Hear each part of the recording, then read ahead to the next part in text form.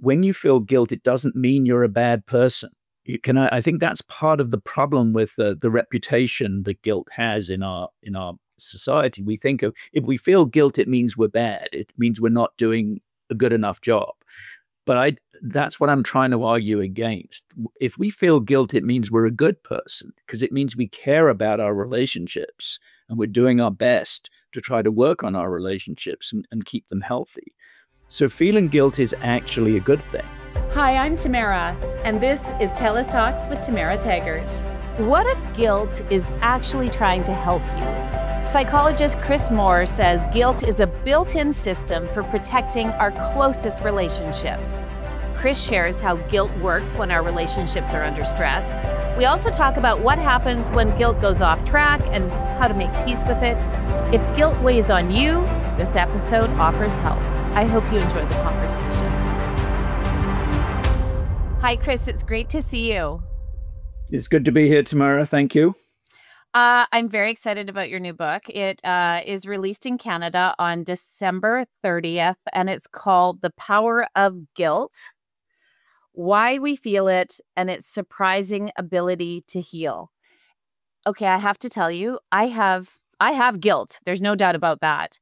I have never thought about guilt in my life. And then when I saw your book, of course, why don't we ever talk about guilt? Yeah.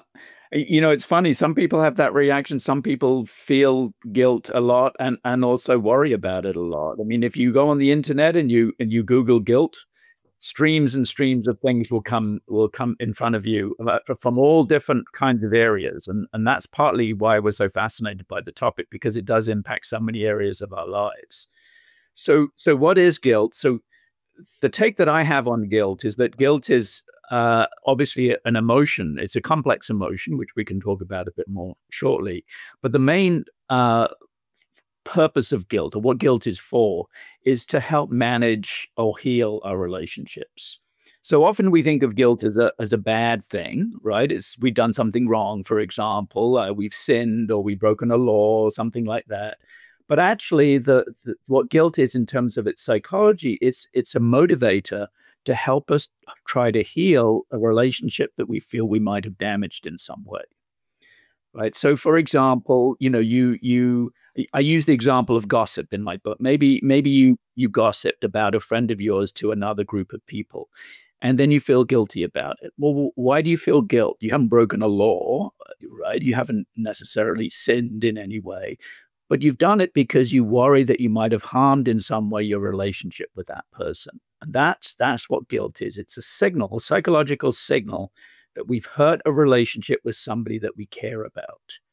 And then what it does is it motivates us, ideally, in ideal circumstances, but not always, to try to heal the relationship, to try to make sure that the relationship is healthy. All right. So what it does is it often motivates us to do something by way of reparation or apology for the other person, so that relationship is healed. Wow, that makes sense to me. And as you're talking, right, I'm reflecting on times that maybe I remember feeling guilty, and you're absolutely right. Gossip is a great example of feeling guilty about saying something bad about somebody, or whatever it might be.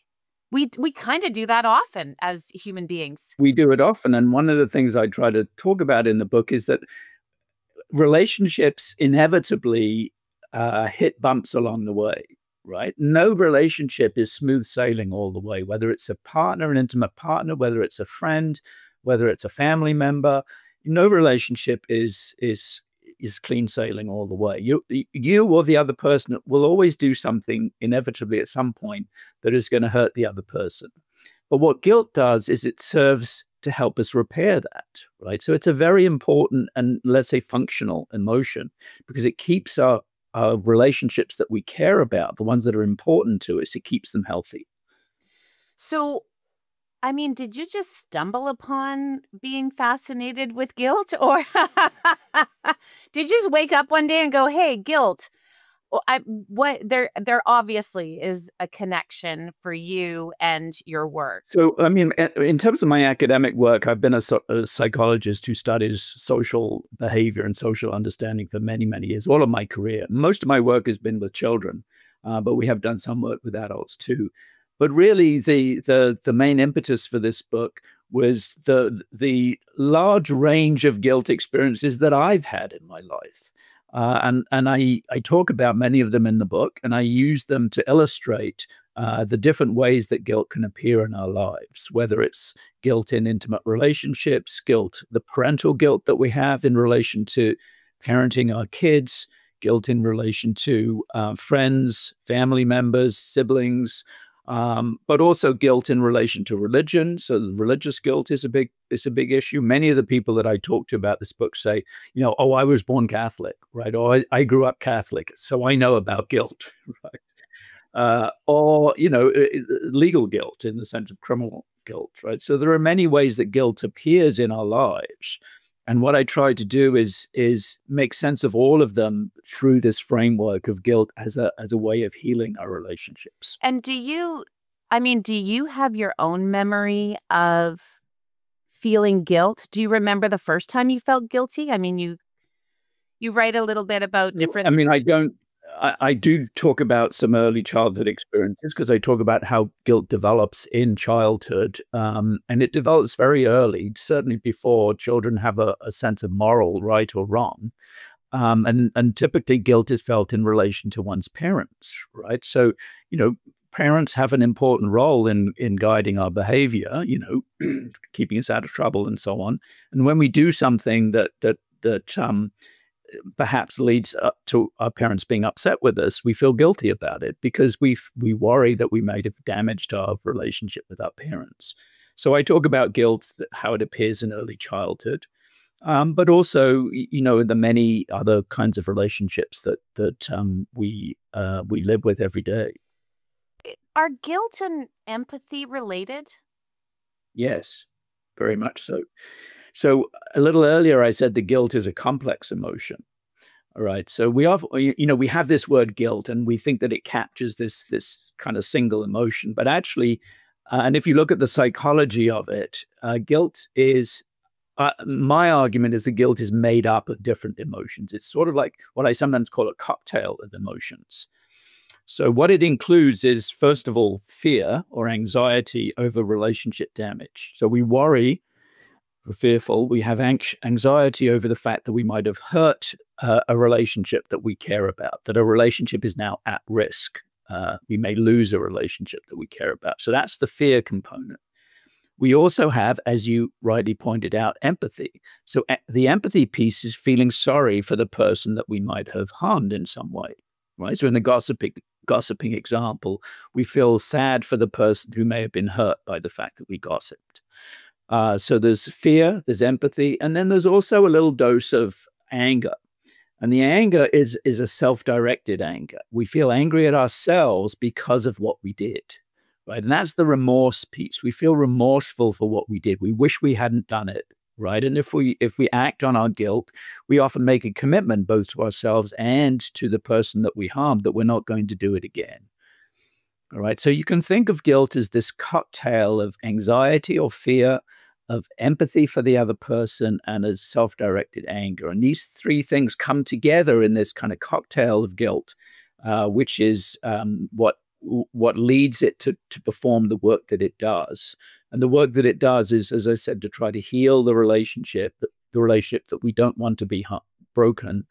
We do something for the other person through the empathy that we feel, and that we make a commitment and perhaps accept a punishment for ourselves for what we did. And that's the self-directed anger piece. Ooh, that is a lot, and it makes so much sense, right? It is a lot. Yeah. It is a lot because guilt is actually kind of complicated.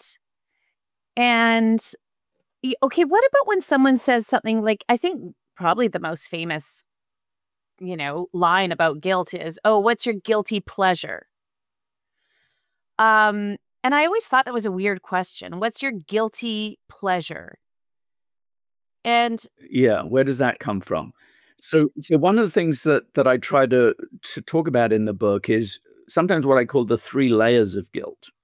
So what you and I have talked so far primarily about one layer of guilt, which is the feeling of guilt that we have when we've done something to harm another person. And that just spontaneously elicits a feeling of guilt in us. But we also have the guilt that comes from our conscience. So conscience is the set of rules or norms that we hold ourselves, the standards that we hold ourselves to, right? And conscience has its origins in our developmental history. A lot of it derives from the way we were parented and, other aspects of our upbringing. But it's the set of norms and standards that we hold ourselves to.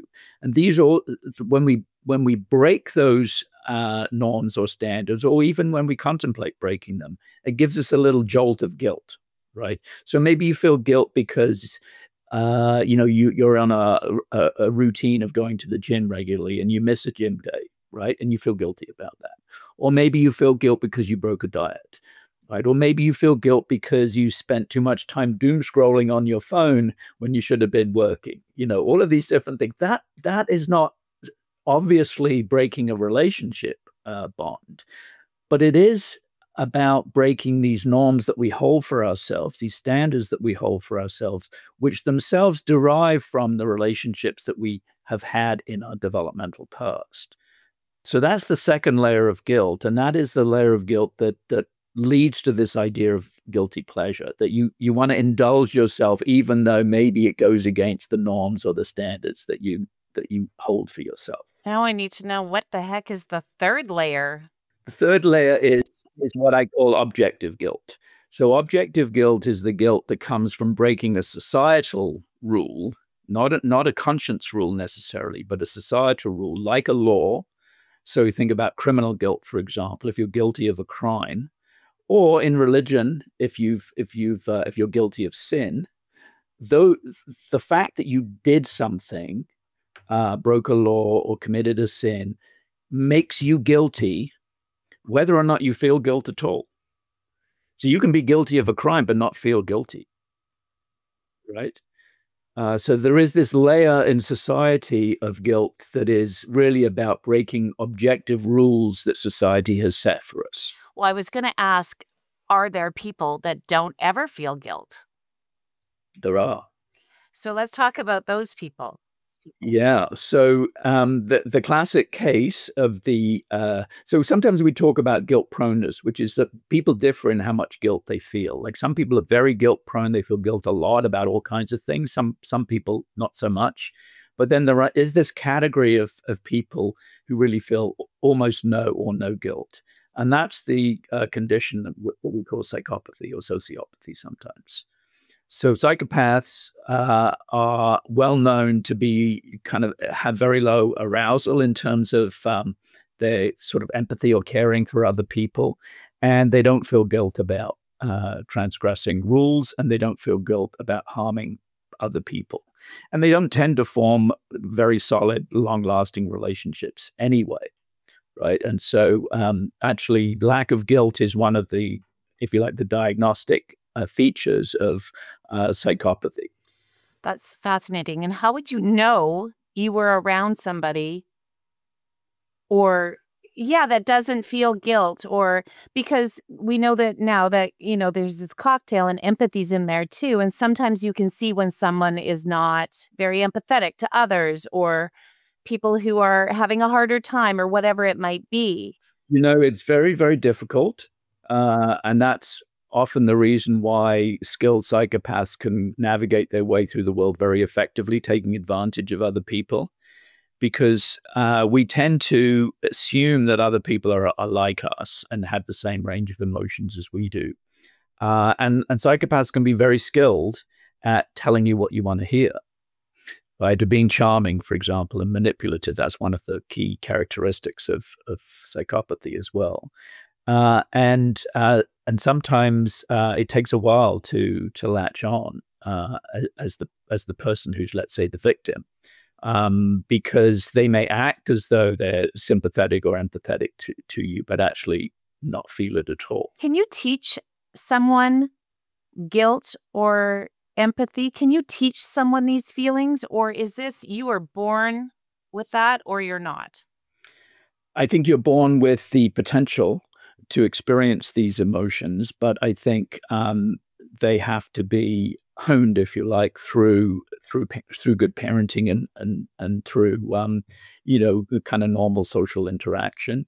There does seem to be evidence that different styles of parenting, for example, are more or less good at eliciting or let's say teaching an appropriate level of guilt or appropriate kind of guilt in young children. Sometimes we talk about what we call inductive parenting. So imagine you have a young child and they do something to hurt another child. Maybe they grab a toy from the other child and the other child cries. So the parent has a range of things they can do under those circumstances. They may say, that was bad, don't do that. Okay, mommy doesn't love you if you do that. Or they may say, look what you did. You hurt Sarah's feelings there. Okay. So if you think about those two ways of dealing with that situation, one focuses on the how the child is bad, and the other focuses on the caring for the other person. And it's that latter form, which we sometimes call inductive parenting, which is much better at eliciting this idea of empathy for the other and therefore the guilt about managing one's social relationships. Well, that's fascinating too, because I mean, when we have kids, we've never done it before, never parented before. So really, you only have your own upbringing to go on, right? And I mean, I guess in a lot of ways, it can be a vicious cycle, right? Because is it hereditary or genetic? Do you know what I mean? Like, Yeah, I mean, I don't like to talk about things being purely genetic because everything is the product of both genes and environment. There is nothing that is purely genetic. Uh, all genes do is code for the amino acids that make up protein. So everything requires an environment to develop, and the social environment is just part of that environment. But there are family systems and there are ways of parenting that I think can kind of direct development in one way or another, right? And that's what we should care about. so when you were writing this book, and I know that, as an academic, you've written lots of things, but this is really your first, I guess, for the general public, for people like me that aren't reading your academic papers. With Who do you hope will read this book? Like, who will benefit from this book? I'm fascinated by it because, as I was saying to you before we started recording, I never even thought about guilt before. Yeah. I mean, I would hope it would be exactly that kind of person, just people like yourself who experience guilt in their lives, but haven't really reflected on what it is and why we have it and what it's for. And I think it can actually I think that many people can benefit from this book. I think parents can benefit from this book. I think people in intimate relationships can benefit from this book. I think, what in one of the chapters I talk about the guilt that adult children of aging parents have. And this is a big thing these days, as you have many, like my wife is exactly in this position. Her mother is 93, she needs a lot of help and care. And it's very common for adult caregivers of their aging parents to feel guilt about the way they're managing that, right? It's a very stressful thing. And so, there's guilt in so many areas of our lives that comes up. But I think by understanding it in the way that I'm trying to present it, which is in terms of relationship management, I think it helps people make sense of it, no matter how it appears in their lives. So really, I think it's probably, I would hope, anybody who is engaged in social relationships in their lives, which is pretty much everybody, is going to find some value in it. So one of the things we like to do, Chris, is we like to thank our guests for being here by asking them to choose a Canadian registered charity. You chose Food Banks Canada, so we are going to give them a gift, a donation in your name as a thank you for you being here. So thank you so much for choosing them because they definitely need our help, especially at this time of the year, but all year round. Um, you, you mentioned parents, you mentioned, women as caregivers, like your wife. I know that men are caregivers too, but women are definitely caregivers. Uh, I find, you know, a lot of us are in this middle part where we're looking after our parents, but we also still have kids that are maybe in high school, or a lot of us waited till we were older to have kids. And so now we're in this guilt cocktail of it. I mean, it can be really debilitating. Sometimes, it's been called the sandwich generation, right? Where you have caregiving responsibilities on both sides. You're still giving care to your own kids, but now you also have to provide some care for your aging parents. And one of those is enough, right? Having two can be too much. And it can lead to significant mental health issues as well, depression, and so on, because it can just become overwhelming. And you're right that it does fall much more heavily on women compared to men. It doesn't mean that men don't do any of it or don't feel guilt. They do, but women certainly feel more than have more of that responsibility typically in our society, and as a result, do experience more guilt. Yeah, and I can see how, I mean, now that we're talking about it, right? And I'm reflecting on people I know as you're talking and myself, and I can see so many stories I know in exactly what you're talking about. And I'm sure people listening are feeling the exact same thing, because it if not understood, which clearly I never understood guilt, um, it really could be detrimental to your well-being if you are, especially in this sandwich. And then maybe your relationship is suffering because you're feeling guilty about not spending enough time with your parents, or not spending enough time with your kids, or you know what I mean? You're grumpy or whatever it might be. Totally. But that's part of the reason why I wanted to write the book as well, is to help people understand that when you feel guilt, it doesn't mean you're a bad person. I think that's part of the problem with the reputation that guilt has in our society. We think of, if we feel guilt, it means we're bad. It means we're not doing a good enough job. But that's what I'm trying to argue against. If we feel guilt, it means we're a good person, because it means we care about our relationships and we're doing our best to try to work on our relationships and keep them healthy. So feeling guilt is actually a good thing, right? It means Yeah. you're a good person, not a bad person. And I think we need to change that way we think about guilt. And that's a big reason why I wanted to write. And that makes so much more sense to me, because again, if we go back to a courtroom where somebody is, lying on the stand and then they're found guilty of the crime, I think that maybe that's where a bad feeling about guilt comes. Like, oh, you're guilty, boom. Well, it comes from that, absolutely, but there's also the religious side to it too, that we sin, that if we're guilty of sin, then we're a bad person. And I think we need to move beyond that and understand that the guilt that we experience is actually shows that we're a caring person, that we are an empathetic person. Wow. Yes. I love that.